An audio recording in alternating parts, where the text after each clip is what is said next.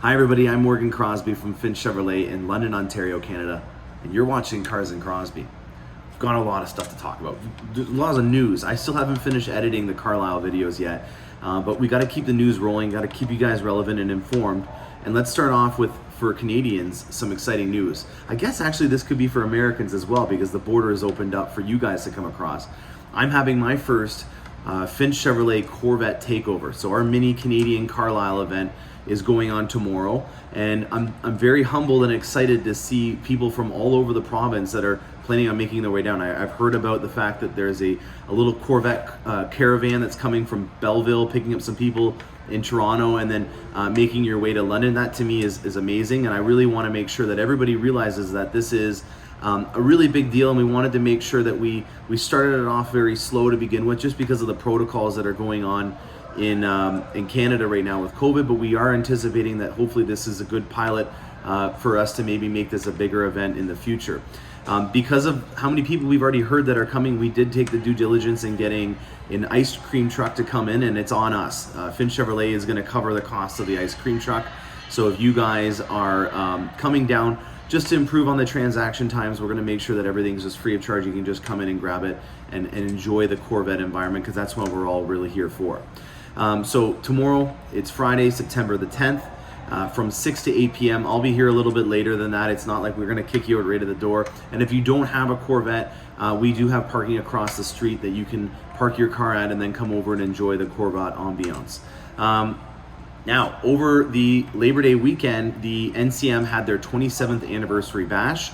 I unfortunately couldn't attend. I just came back from Carlisle, and my wife and I were celebrating our first wedding anniversary. You guys remember I did my little tour around Quebec on our honeymoon.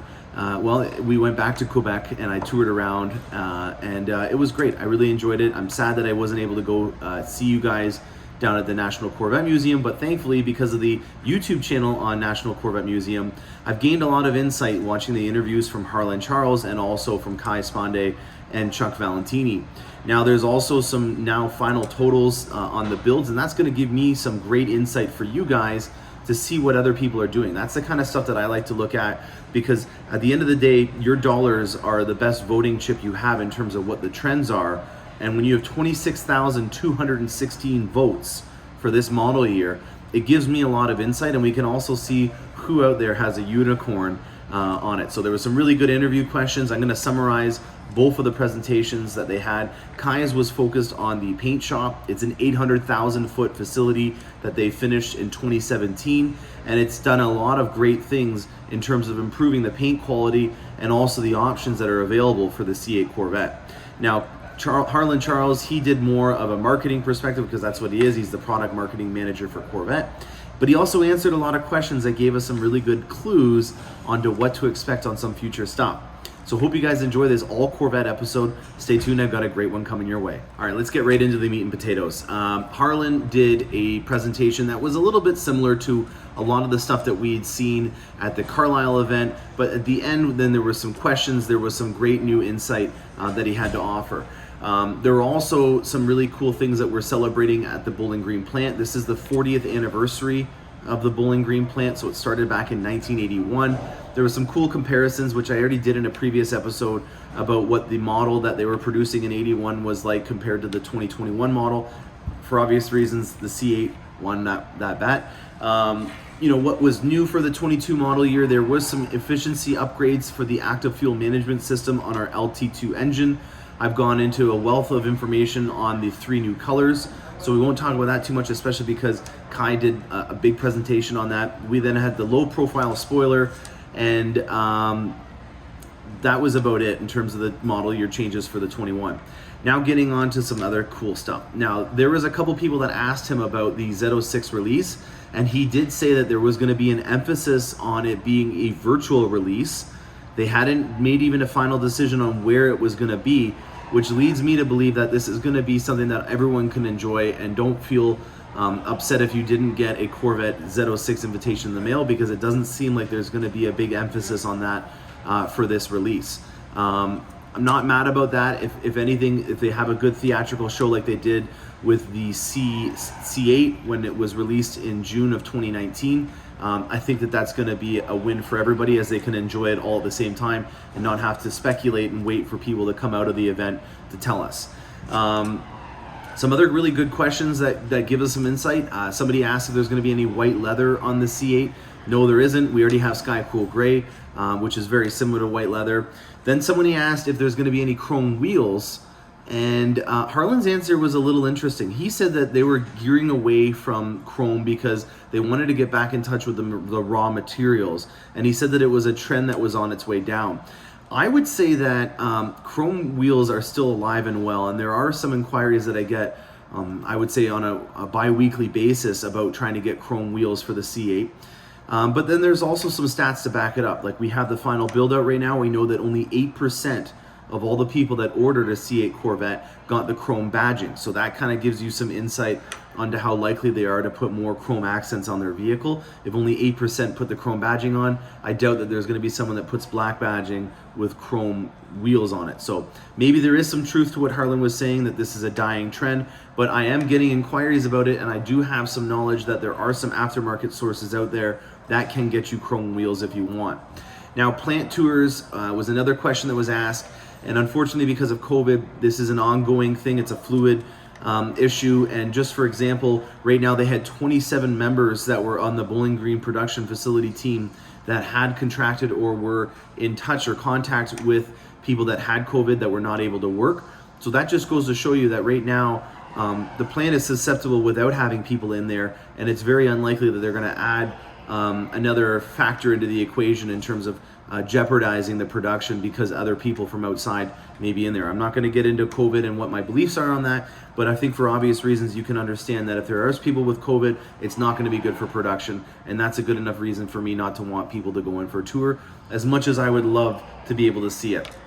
Now, the last question that was on there was about the new way that we receive our allocation. And I really appreciate Harlan's answer on that. So if you guys are not aware, we're going to an available days allocation. So what that basically means is that we're going to be ranked on how fast we can get this Corvette sold. And I want to take some time to kind of unpack on that. There's Harlan's answer, which at first was that he was trying to make sure that there was not any dealerships that were wanting to hold out and sell the vehicle for more than MSRP. So Harlan's answer to the question about why they've gone to this new allocation structure is that it stops dealerships from holding on to inventory and trying to extort people or scalp people for an over MSRP price.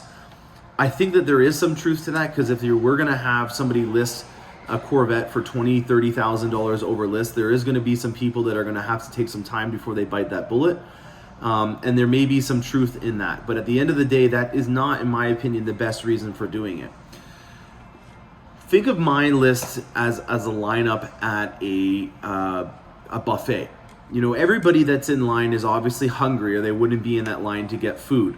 And when you're fuddling around for your wallet, or you're asking the server some nutrition facts about the food that you're eating, and everyone behind you is waiting to check out to get their food so that they can enjoy their meal, it really puts a disservice on everyone in the whole process when things aren't running smoothly. And I'm not trying to say when you come in here, you got to make sure that everything's done and your I's are dotted and your T's are crossed. But what I'm going with this is that in order to get more allotment, GM has now structured it in a way that we are judged based on how fast we can get a Corvette delivered. And I pride myself on making this a very efficient process.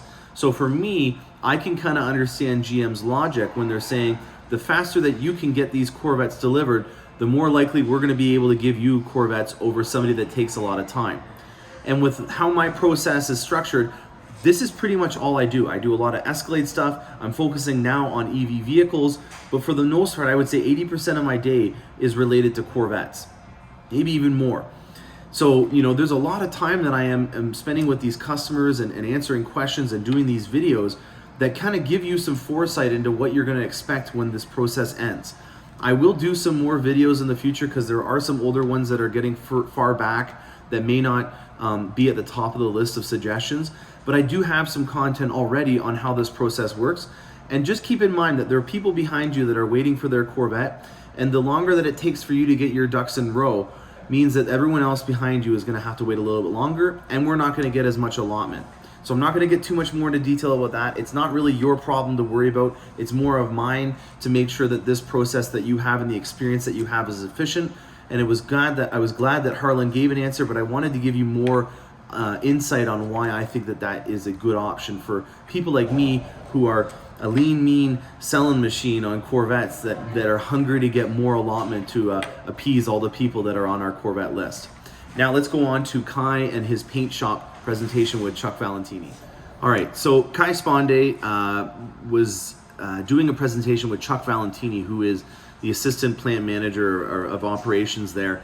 And I gotta tell you, this Chuck guy, I'm starting to hear more and more of him, and the insight that he has to provide, not to take any light away from Kai and his 30 years of work with General Motors. Congratulations on that, Kai, that's amazing.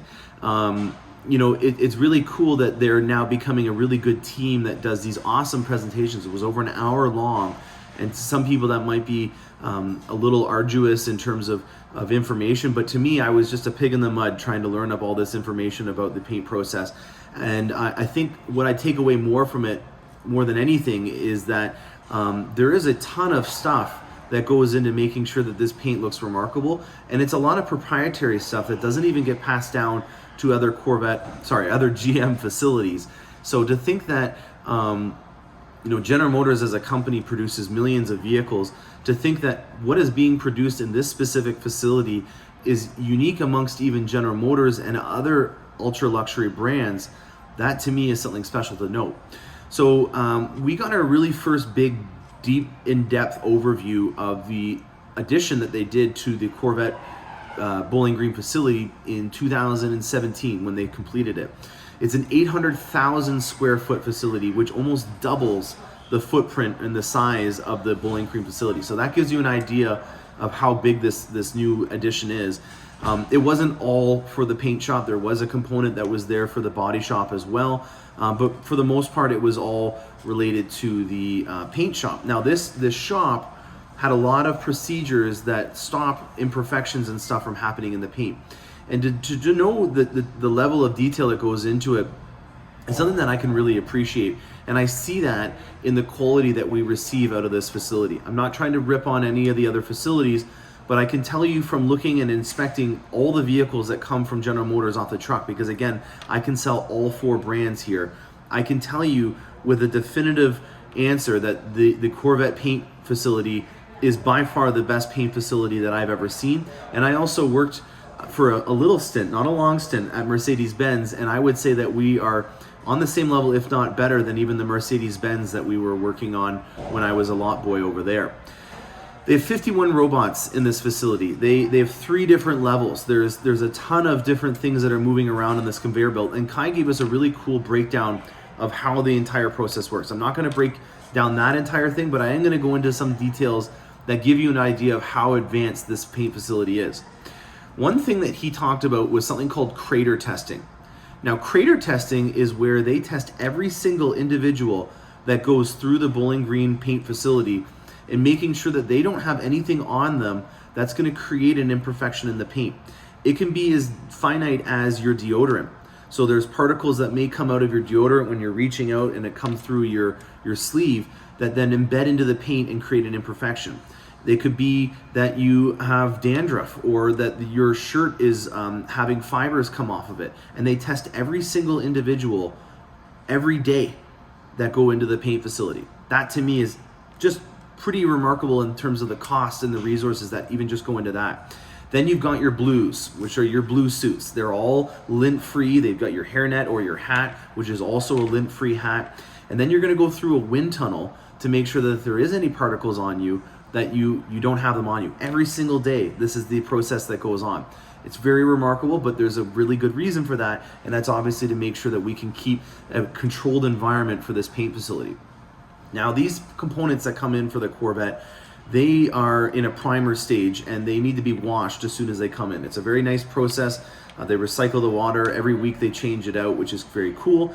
But where we first got our first taste of what's new that we've never heard about before is the fact that we wet sand all of the components after they've been primed. Now there's 3 different primers that we use. We use a red, a white, and a gray. So depending on what color you have, you'll have a different primer. And we wet sand either by hand in some sharp curvy areas or on a flat surface every single component.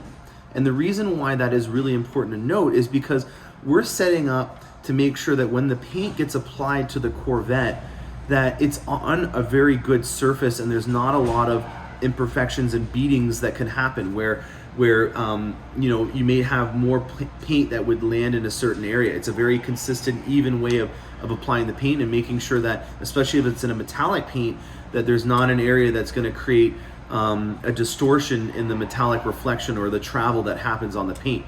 Now, on that topic as well, the scugs that carry the paint or all the different panels, they're aligned in a way that reflects how they would sit on the Corvette. And they also are applying the paint in a certain manner depending on what kind of paint it is. So that just shows you, you know, when you talk about having 3 new colors, Chuck Valentini and Kai and his team, they're having to do an entirely different process for every single paint. And I did an episode on this earlier in the year about how different paints, which are, whether they're organic or inorganic, have different properties. They either, you know, they dry differently, or they have you know, a different viscosity, and they need to apply the paint in a different manner. You know, even just the bell, which speeds at up around 50,000 RPM when they're applying the paint, it may have to adjust the RPMs when it's creating like an aerosol to be put onto the actual component. So to think that they lay out all these components on a big scug, which is like a big trolley that goes along, in kind of the way that they lay on the vehicle, so that the metallic sheens are reflecting in the way that they want them. And then the fact that when they're applying it through these robots, that the application process changes depending on the paint. I really can appreciate that now that I've heard about it, and maybe you can see some value in why an individual may want to go for a tint coat or something like that and pay a little bit of extra money. Now, the tint coats mean that there is a bit of the paint or the color in the actual clear coat, which makes it change its character. So Red Mist Metallic, the new Amplify Orange, are 2 colors that have the tint coat option. Another thing that was pretty remarkable was the amount of detail that go into things that you may not even see or appreciate on your vehicle. All of the undersides of every single component are black painted, or they're painted black. And on this new C8 generation, they even heat treat and cure those components so that if you do have chemicals, or you're washing your vehicle, or just over time, you know, being exposed to the elements, that even those components now are going to be a lot more robust and resilient to the things that you may apply on your vehicle. So to think that they're having to paint a side that for the most part you're never going to see, I really appreciate that, and that there's a lot of value. These are all hand taped areas, you know, that have a lot of labor and cost that go into them.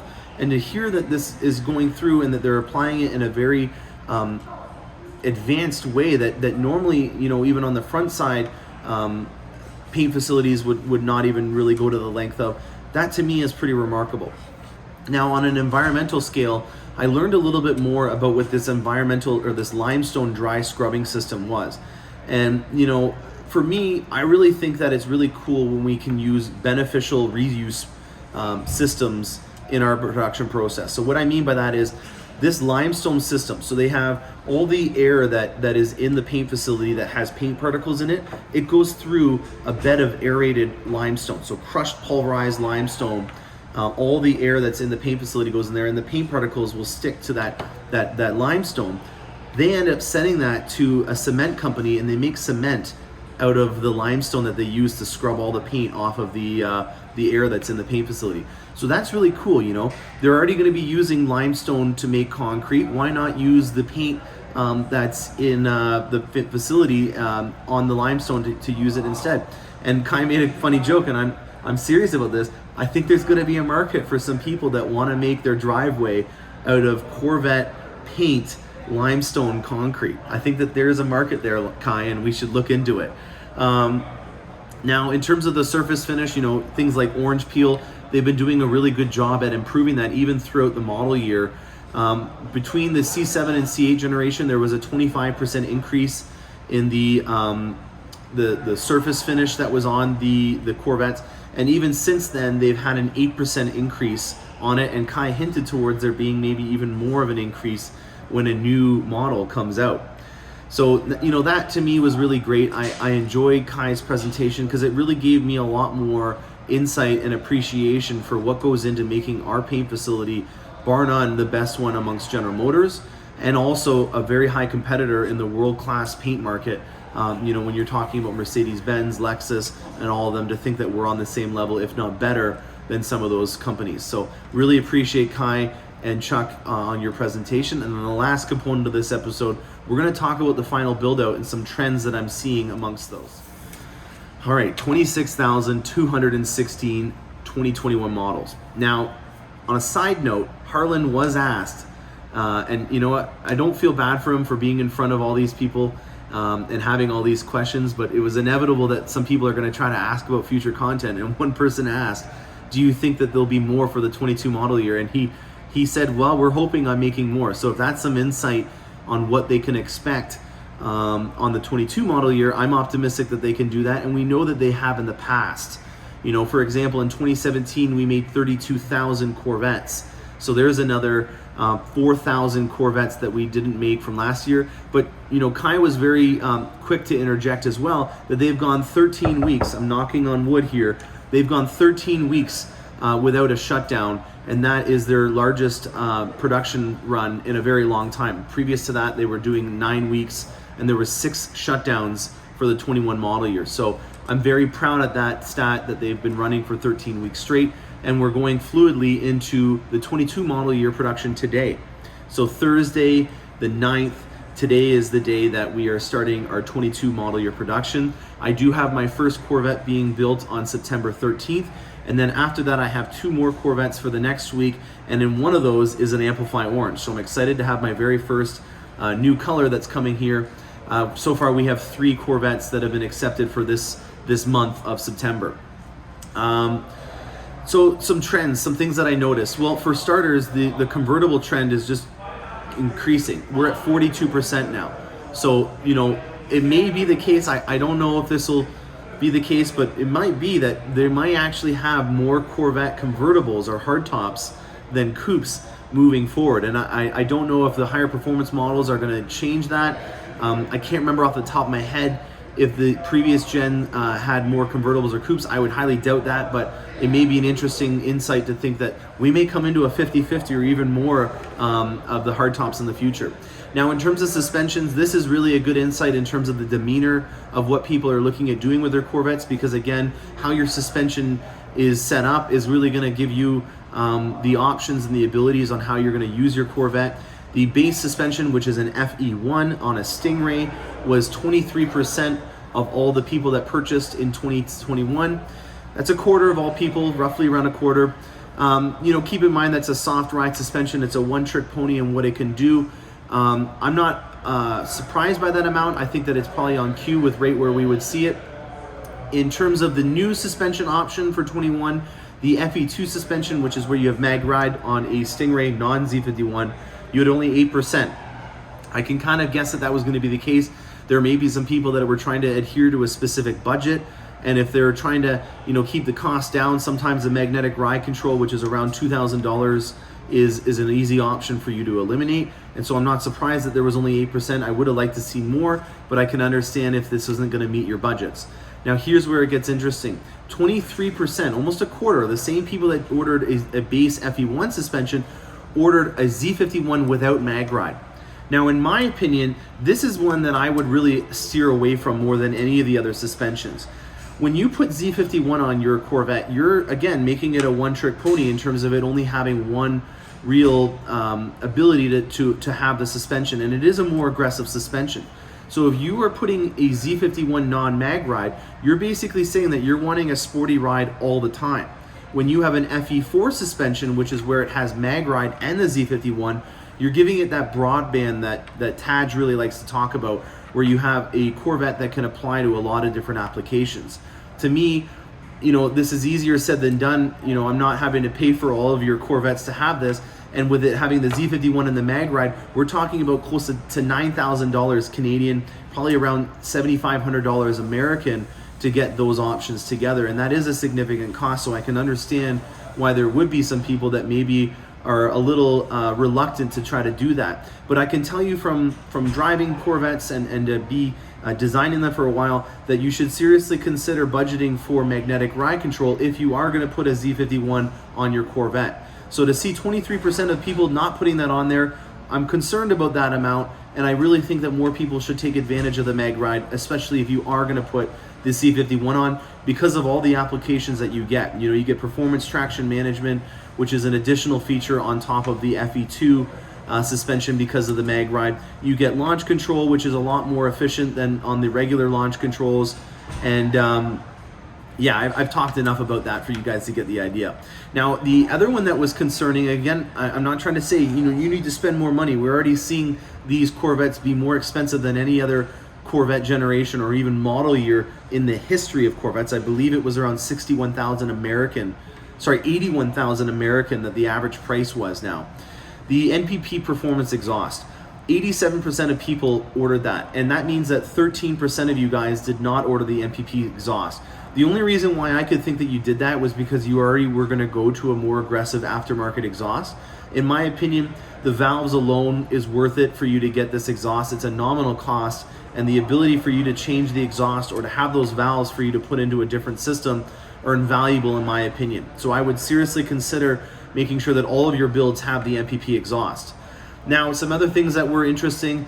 The most popular wheel option was the silver base wheel. 38% chose that. Again, I think that's a little convoluted, and why? I think some people were like me that chose an aftermarket option, and so therefore there's a lot of people that are choosing it, even though in reality I bet you a lot of people don't end up leaving their rims like that.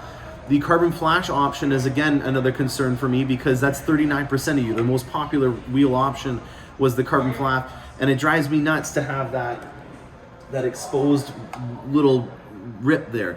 Now, if you have a certain color, like in, let's say, Silver Flare, where that machine face can actually do a compliment to you, by all means go ahead. And this is my opinion, but I don't understand why so many people are ordering that wheel when there's so many other options available that I've gone over in the past. Painted roof and nacelles, an interesting amount of people, only 9% did both of them, whereas 35% did the roof. That's interesting to me that only a fraction of them only did all of it. I think that, in my opinion, it looks a lot better when you do all of it. Again, I'm not trying to chastise you. I'm just kind of pointing out some anomalies that go against what kind of rhetoric I like to pass along. The carbon fiber interior option, which is, you know, a pricey option, 20% of you chose that, which I think is bang on for the amount of people that have that kind of budget to do it, or that your interior complements it. And then the front lift, another surprising amount of people, 61% added the front lift. That to me is an alarming amount, and with that amount of money that you can put into the front lift, there's a lot of things that you can do inside of it. I think one of the messages that I want to get across is I'm not trying to cut costs and say that GM is gouging you in certain areas.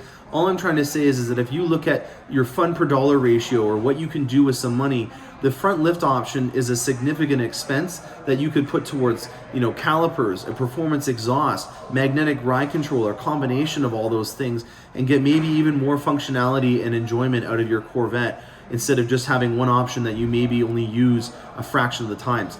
Now, this is my specific scenario. I use my front lift option a nominal amount of times, to the point where I would say that it's not worth it for me to get, based on how many times I've had to use it. So I don't want that to create any controversy. Please let me know if you guys have any comments about my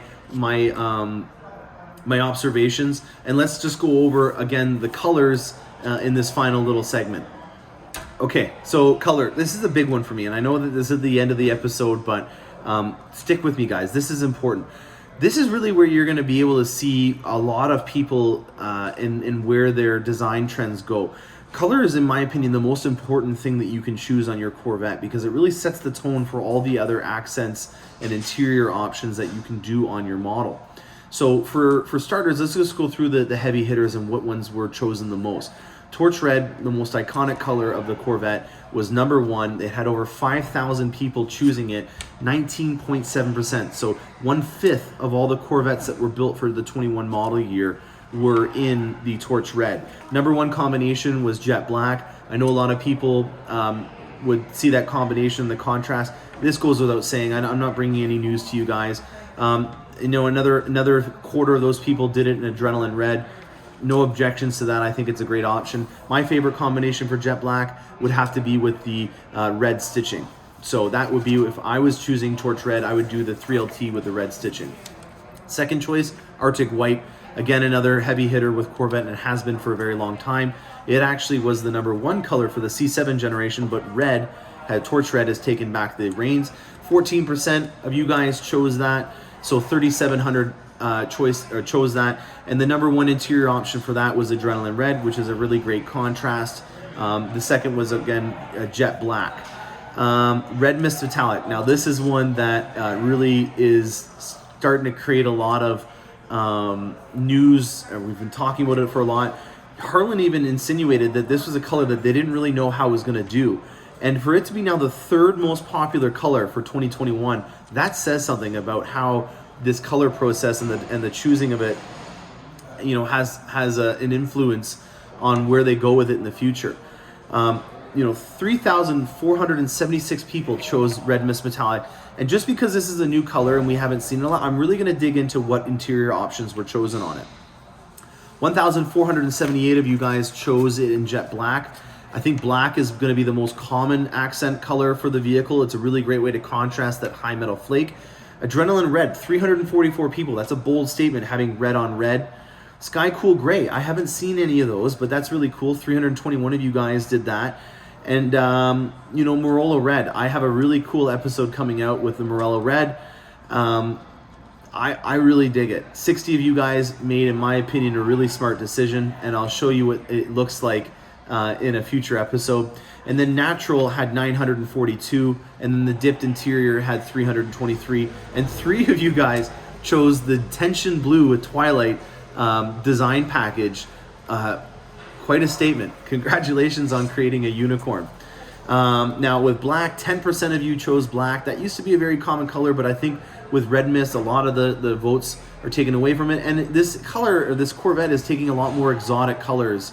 So I think black has really been the biggest loser out of all of the colors on the C8 generation, just because there's so many more vibrant options that you can accent the color with, that I really think that that's becoming the case. Jet Black was the #1, and then Adrenaline Red, which is for obvious reasons a nice pop, was the #2 option for the interiors on it. Now here's where it gets interesting. The #5 option was Rapid Blue. 9.1% of you guys, 2,384, chose the Rapid Blue, and Jet Black was the #1 interior for that. Silver Flare, another new color, was in 6th place. I think that's really great to see that. That would have substituted the Blade Silver that we lost, and then also maybe some people that were in the Shadow Gray decided to go over to the Silver Flare as well. Jet Black was the 2nd most popular interior. Adrenaline Red was the #1 interior for Silver Flare. I think that's very interesting. I wouldn't have predicted that, but I do think that it goes along with what I've been saying about how when you have a very subtle color, that you need to accent it with a pop, and it's nice to see that a lot of people are doing that. Sky Cool Gray was very high up there in the options as well. And then for one of my viewers out there that had one of these that I showcased, you were one of 25 that had the one of 43 that had the Sky Cool Strike Yellow interior. The next option is Elkhart Lake with 6.5%. A lot of people were accenting that in the Sky Cool Gray, which I think is a really great combination. And then my color is #8. It's been out for 5 years now, since 2018 on the 65th anniversary. The Carbon 65 edition is when the Ceramic Matrix Gray came out. So my color's been out for a while, and it's always kind of been under the radar, and that's kind of what I always go for. I want a color that, it has some character to it, but it's not just Arctic White, or it's not gray or something. There's a lot of depth, and you can do a lot with it, and you can make it pop with some accents. I've gone the easy route with mine, just being accented in black, but it works. And for me, I like that color, and I also like that it's not a very common color. To me, that's a big thing. So with my color, Jet Black, 372 people did that. Adrenaline Red, 470, that's the most popular option for it. Sky Cool Gray, which I think is a really cool combination, and I wish I did that, was 289. And then Strike Yellow, that new interior, 24 people did that. Congratulations, you guys have some rare birds as well. Sebring Orange, which was on its way out. If that gives you some insight on why they changed it, it's because it only had 4.8% of the population of the Corvette 21 model year people buying it. Jet Black was the #1 color with that by a long shot, and 3 of you did it in the Morello Red, which is the rarest option for that one. Shadow Gray was again another discontinued color. Only 1,100 people did that option, and the majority of them did it in Jet Black. And then the last one, second last one is Accelerate Yellow. Only 839 people did it in an Accelerate Yellow. It's interesting that this is going to be a design package with the GTLM series or the IMSA series championship series. It'll be interesting to see how many people choose it in either Hypersonic or in the Accelerate Yellow. 4 people chose it in the Twilight Tension Blue, and 98 people chose it in the Sky Cool Strike Yellow. I think that that's a really cool combination as well, and that's also the same combination that will be on the IMSA GTLM Series Championship Edition. The last one is Zeus Bronze, and I really got a soft spot for this color. This is, in my opinion, one of my favorite colors, and it didn't at first, but it's really growing on me to the point where I have a specific episode that's going to come out on Zeus Bronze Corvettes that I saw at Carlisle. And 2 people chose it in Sky Cool Gray Strike Yellow. So congratulations on creating a unicorn. It doesn't look like this year we had anybody be a one-off Corvette owner. So there's a lot of people that chose an option combination that were for 2. Congratulations on having a unique Corvette. For Zeus Bronze, Jet Black is the #1 Natural Dip was the #1 option, but I do want to talk about Morello Red. It is a really amazing combination as well, and you will see it in a feature episode. So I hope you guys gain that insight on the colors, and that helps you out in choosing your next Corvette. If you guys are interested in designing a Corvette with me, please reach out. My email will be in the comments section. And then if you guys are in the local area and you're looking at trying to see some like-minded individuals and also see some really cool Corvette combinations, we will have our Corvette takeover at Finch Chevrolet tomorrow, which is September the 10th from 6 to 8 p.m. I'm Morgan Crosbie from Finch Chevrolet, and hope you guys enjoyed that. Happy motoring.